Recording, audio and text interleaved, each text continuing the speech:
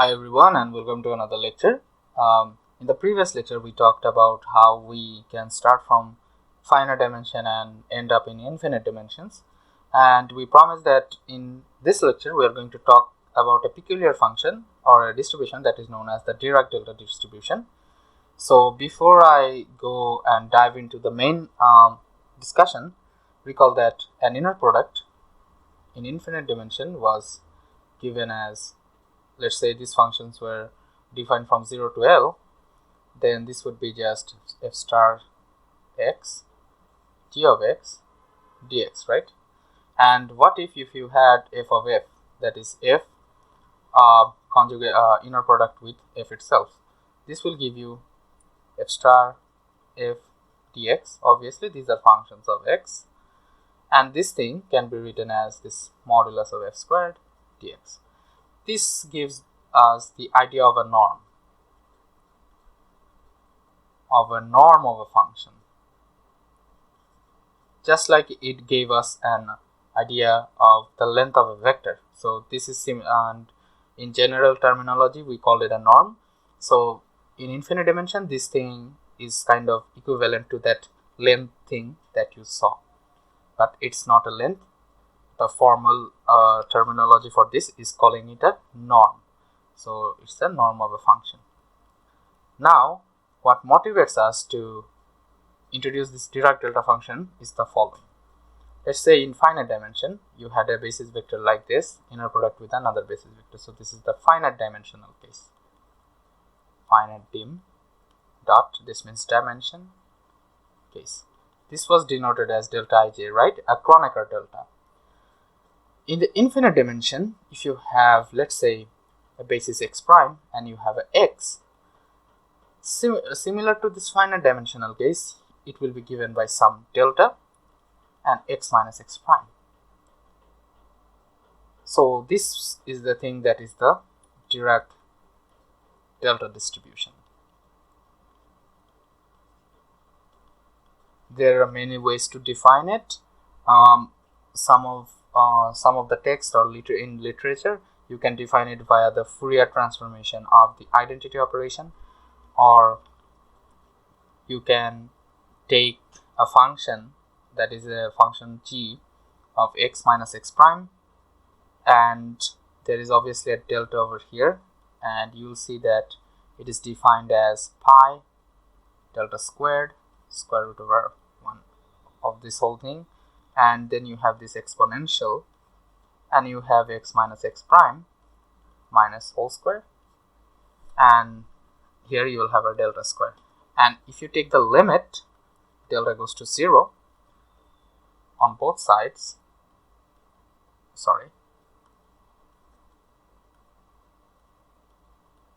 this will end up in the delta x minus x prime. So there are many ways to define this delta distribution, and the reason we are interested in this because graphically this delta x minus x prime will denote that when x equals to x prime, there is a very sharp spike. So like this. Obviously it's not a very actual representation. So this is a very sharp spike when this is x prime, and all these regions the value is 0. And how does this help you? So let's say you have a function like this. Let me just draw this again, and let me get rid of these things. So let me just draw the delta function again. Obviously this is not a very accurate representation, but yeah, this kind of looks similar to it. So,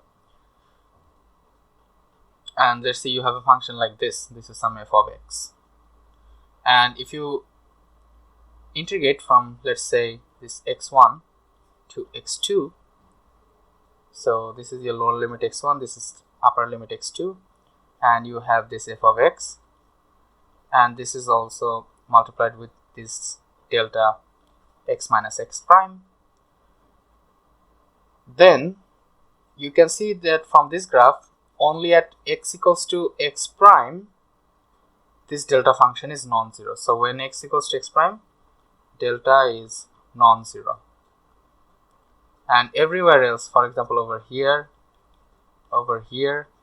let me use another color to denote it so that you can understand better. So all these regions that I'm marking with this blue color, all of these places delta is 0. So all those places, this whole integral will be 0.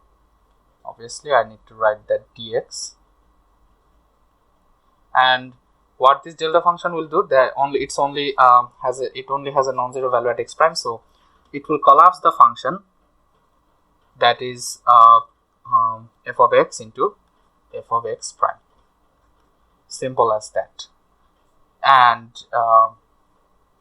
the reason that it's happening, because this integration interval, that is the lower limit and the upper limit, are containing this x prime over here. So if you had taken this, let's say this is some x1 prime, if you just wanted to integrate f of x like from x1 prime to x2, there wouldn't be any delta function, because the delta spike is actually at x prime, and it's also known as, sometimes it's called the impulse function. Okay, let me just write it over here. This is also called the impulse function. So it's just a sudden spike, an infinite spike, but this graph is not pretty accurate because it has some width. In reality, it will have width 0 and a height of infinity, and this delta function will satisfy this thing as well. So if you have delta x minus x prime, so that means this function is non-zero at x prime, and if you have dx, this will be just 1, the number. And if you want, you can obviously separate this thing with comma as well, that is x comma x prime. Obviously the function where it is defined, this point x prime has to be included in the integration limit. For example, since your the function is defined at x prime, what you can do right now is that you can have x prime minus epsilon, and you can have x prime plus epsilon, and you can take the limit epsilon goes to 0. It really doesn't matter, this limit over here. So if you have a delta function like this, this is your x prime, this is x prime minus epsilon, and this is x prime plus epsilon. And now you might ask me, okay, why am I bothering with this delta function, right? Because let's say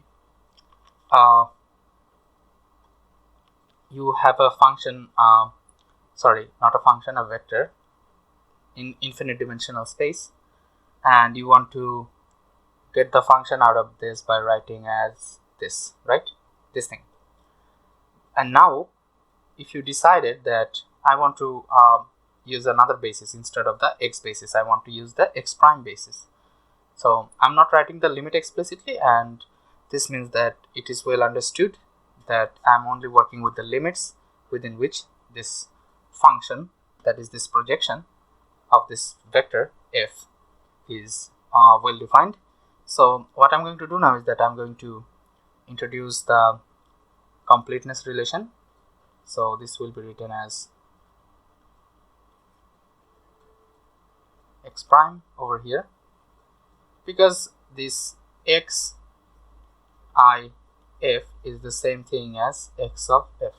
This is the identity operation, and instead of the identity operation, I'm now introducing the completeness relation, that is x prime, x prime, x prime, and x prime, and this will be x, right? And I was calling this thing as f of x, and I want to see it whether this representation is unique or not. So if you just right now, since these two are bases and they will give me a delta x minus x prime, and obviously the integration is over del x prime, you can see that this is just using the previous result over here, that is the property what happens when you integrate delta with another function. Using this, we can easily verify that this is indeed f of x. So this is the advantage of using delta function, and obviously there will be many other cases that you will see this. And before we finish off for today, we want to see another peculiar thing about these delta functions, that the derivative of this delta function. So let me just write it down.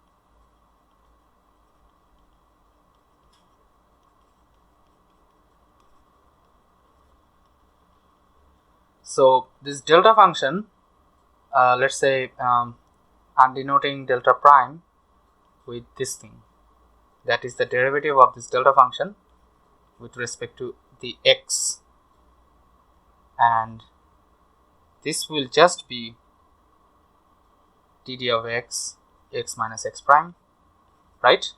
But what happens when you evaluate this expression? If you evaluate this expression, this will turn out to be minus dd of x prime delta of x minus x prime. And this is a pretty peculiar property of this delta function, and this can be easily verified from this definition we wrote over here. That is the very definition of the delta function. When delta, using this definition or any other definition of the delta function that you might be familiar with, that is defined by an integral or this Gaussian model that we wrote down over here, and this is in fact a Gaussian model. So these are some peculiar things about these delta functions, and yeah, this will be it for today. And before I finish off, again I want to emphasize that this delta function is pretty important when you deal with manipulations in infinite dimensions, because in some cases you might have to invoke this completeness relation. From there you might get some delta function, and it's pretty important to know that how these delta functions are combined with integrals and how they help us to calculate some stuff out of there. So this will be it for today, and I'll see you guys in the next lecture. Thank you.